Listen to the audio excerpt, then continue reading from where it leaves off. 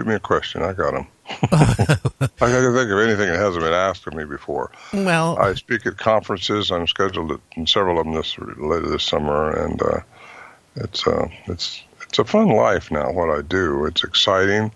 I sell the CDs, which I have the recordings of these creatures and the narration of the story that goes with them. Different from the one that goes with my book, Voices in the Wilderness.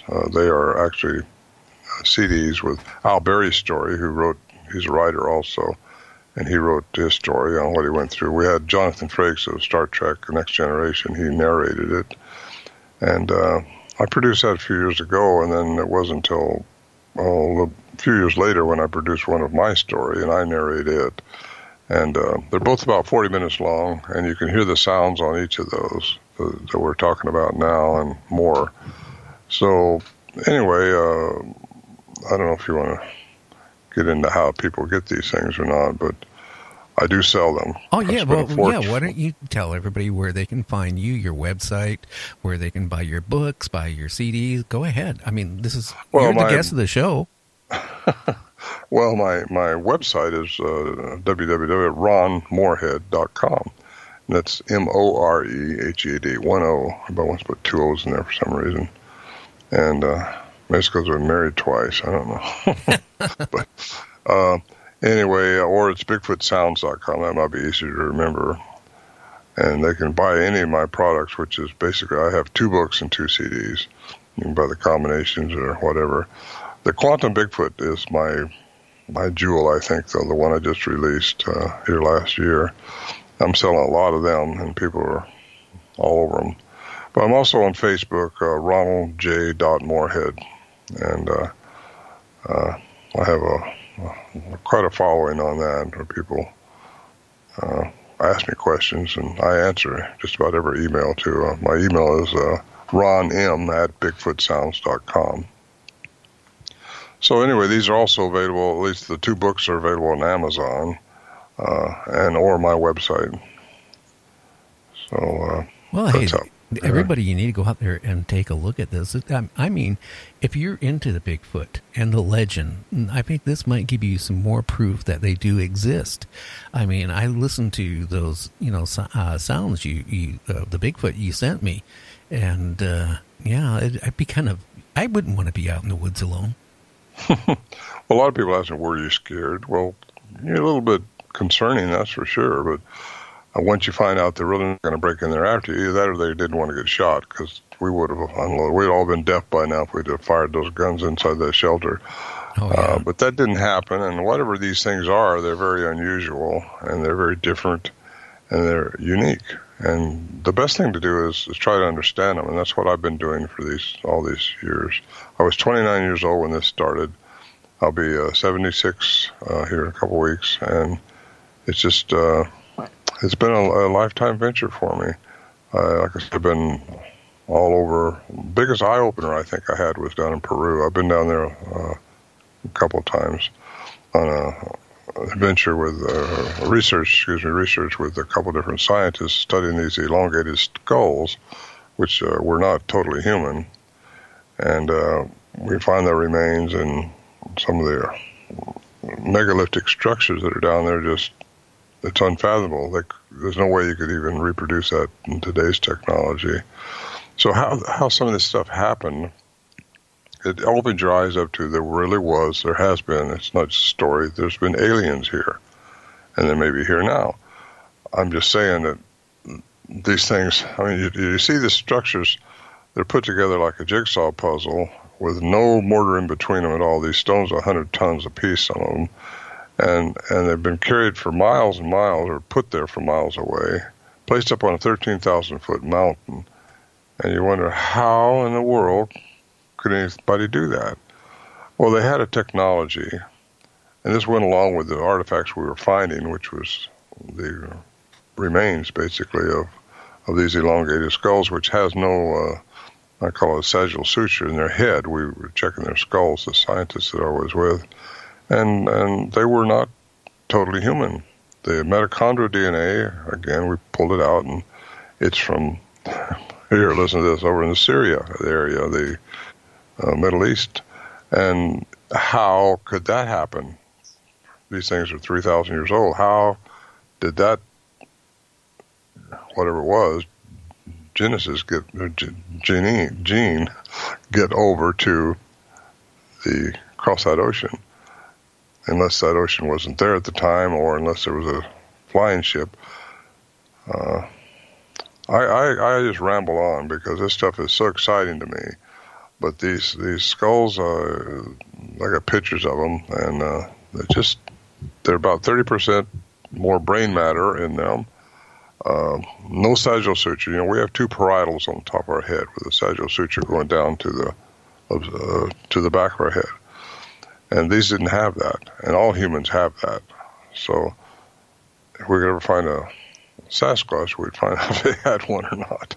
Yeah, that's interesting. Have you ever run across anything, or have they run across, like, you know, any like arm or leg or thigh bones or anything like that to tie in with a Bigfoot? Or you know, it's a lot of people say, you know, but you don't realize you're out in the wilderness, right? Even with human bodies, you know, the animals, you know, start tearing it apart and dragging, you know, parts every which way. Nature cleans itself. However, down in Peru, we found these grave diggers, I call them, because they go out. There's so many graves down. That's an old area. The graves all over the place, and this one cemetery was like 7 miles long. We walked a big part of it that day, and there was just a kind of a hole and a pile by it. This is called from the grave diggers. They dig it up. They try to find artifacts in the site itself, or if they find an elongated skull, which most of those are buried in the royalty area, so they've got those restricted now, so you can't get in there. But these Wacaros, I think that's what they call them, they would find these artifacts and try to sell them to museums, and that's what they would do.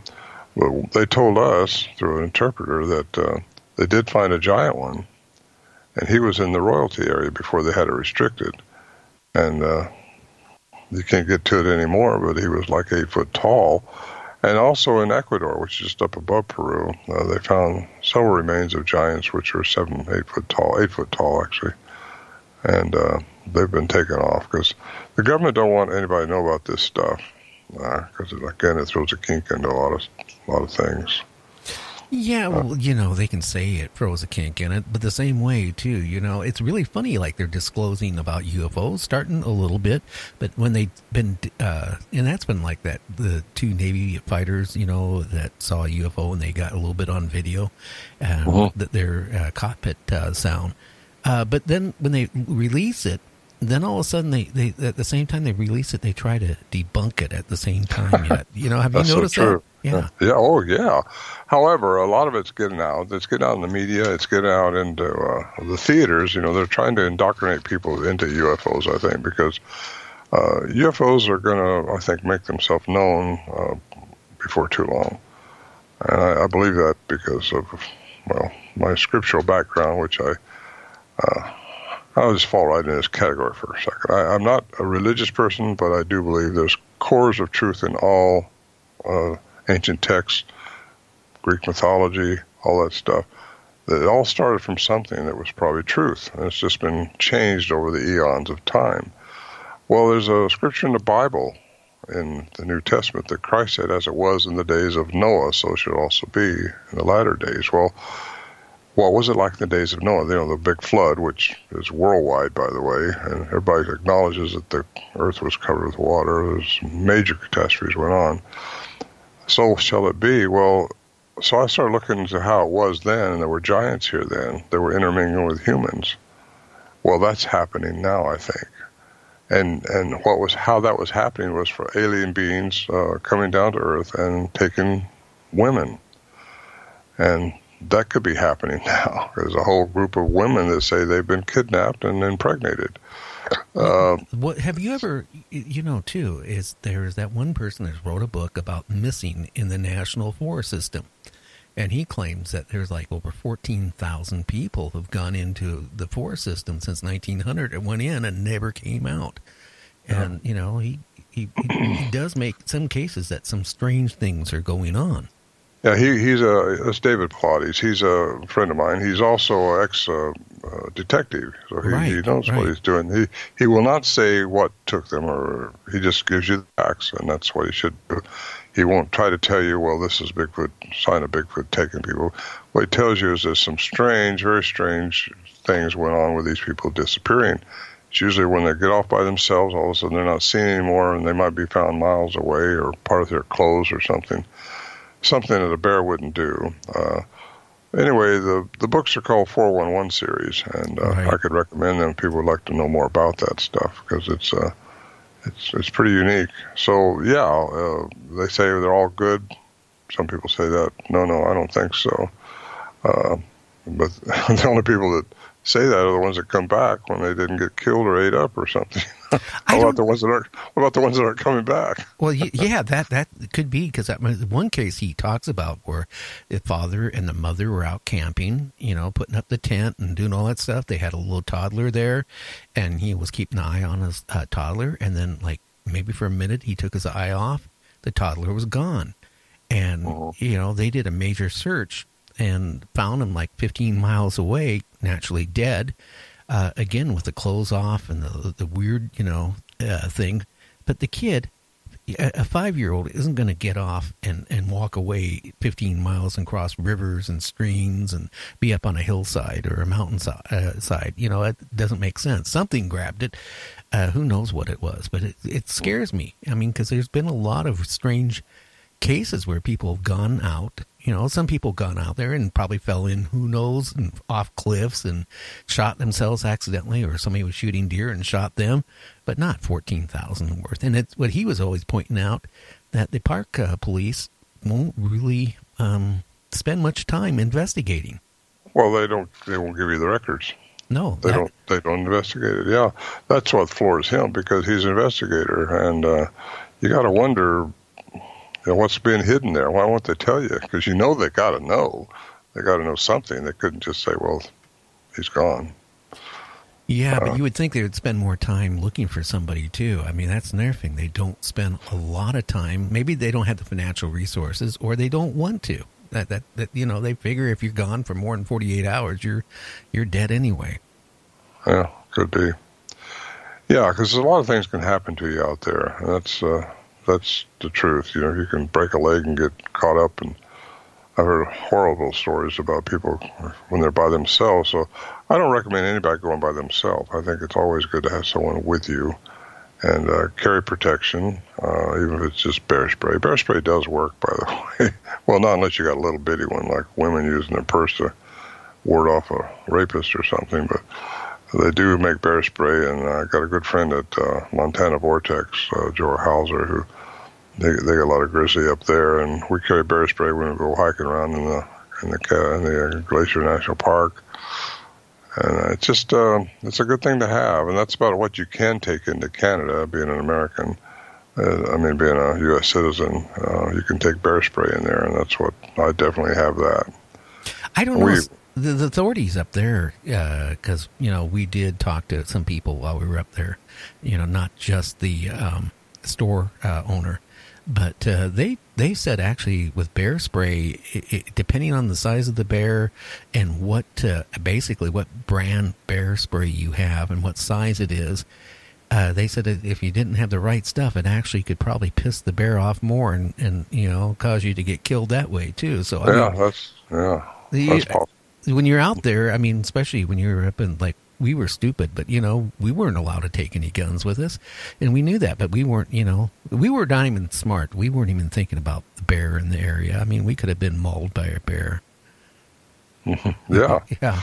I know. We was teasing these people that were walking up the canyon when we were walking out, Joe Hauser and I, in Montana, coming out of this Glacier Park place we went to.